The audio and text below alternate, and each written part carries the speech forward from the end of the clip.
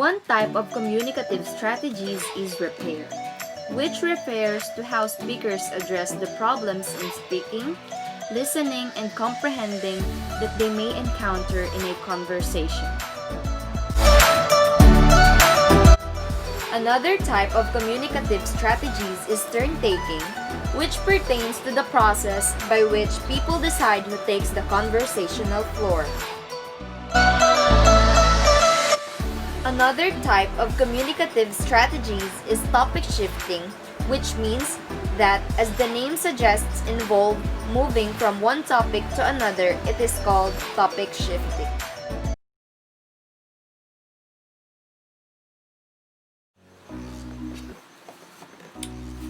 Good morning, class. We will have a debate today. Be prepared, okay? So the topic will be, which is better to use when communicating? Verbal communication or nonverbal communication? Prove your opinions. So this group will be for verbal communication and this one for the nonverbal communication. Okay, ready? So let's start.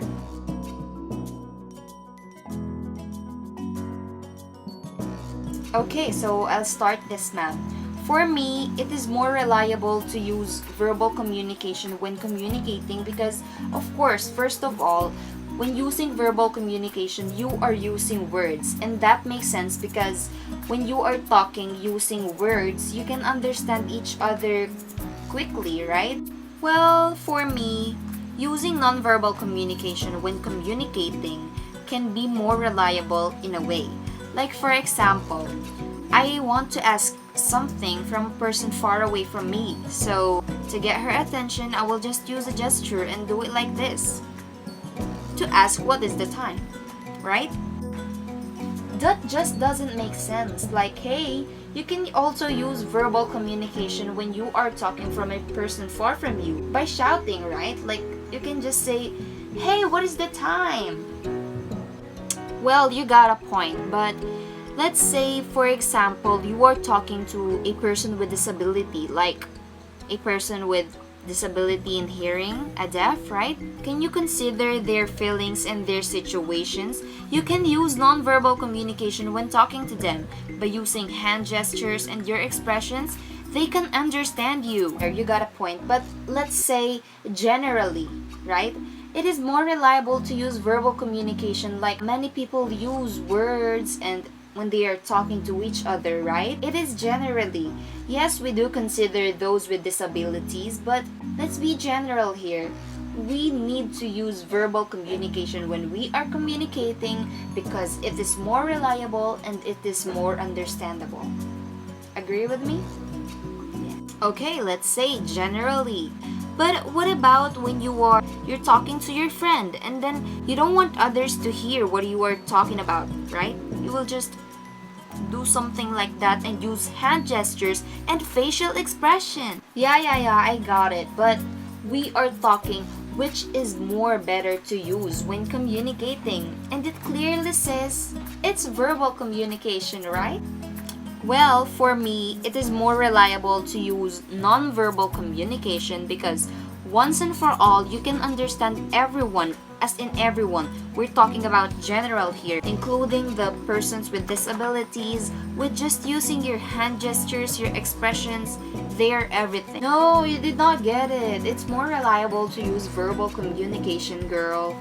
I told you, it's more reliable to use nonverbal communication. Oh, I can't agree with you. I told you, it is more reliable to use nonverbal communication. No, why are you being like that? I told you, it is more reliable to use verbal communication. Why are you being angry about this debate? Is it because I'm way better than you and you don't like me as your classmate?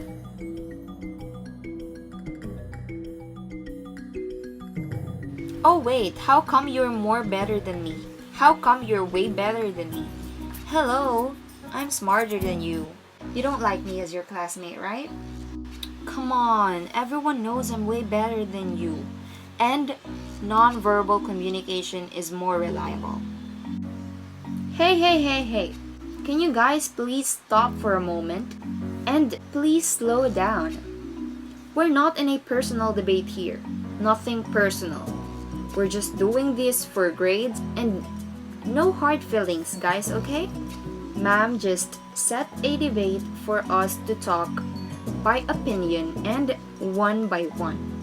We have limited time for us to talk and give our opinions, not personal, not something personal, okay? Please get back into the topic and talk one by one. And can you please respect our teacher? Our ma'am is right in front of us. Are you not ashamed? We're here to debate something about the topic.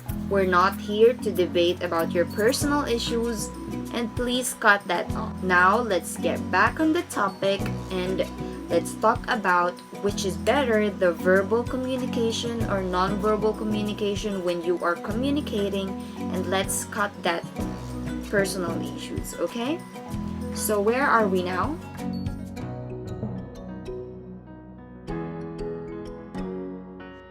Okay, I'm very sorry. I'm sorry I went too far. So let's get back to the topic. Okay, I'm sorry. My apologies. Let's get back to the topic. So, I think it is more reliable to use verbal communication when you are communicating because many people uses this, and of course, you can say what you want to say. You can convey what you want to convey nicely and neatly. Thank you. Well, to end this, I think nonverbal communication is more reliable than verbal communication when you are communicating because you can use it on road, when you are performing, when you are talking to someone with disability, or when you are talking to your friend that you don't want others to hear. And that will be all. Thank you. Okay, debate well done. So, are we all clear now? Did you guys enjoy? Yes, we can really enjoy this debate with no worries and with no personal issues and no other topic. So, we're done, ma'am. Okay, job well done, everyone.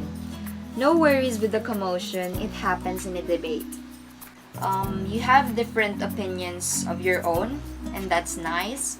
And I think all of you did a great job, so clap yourselves for that, guys. So, today's debate is done. Thank you everyone for cooperating, and I hope you learned something today. For now, class dismissed.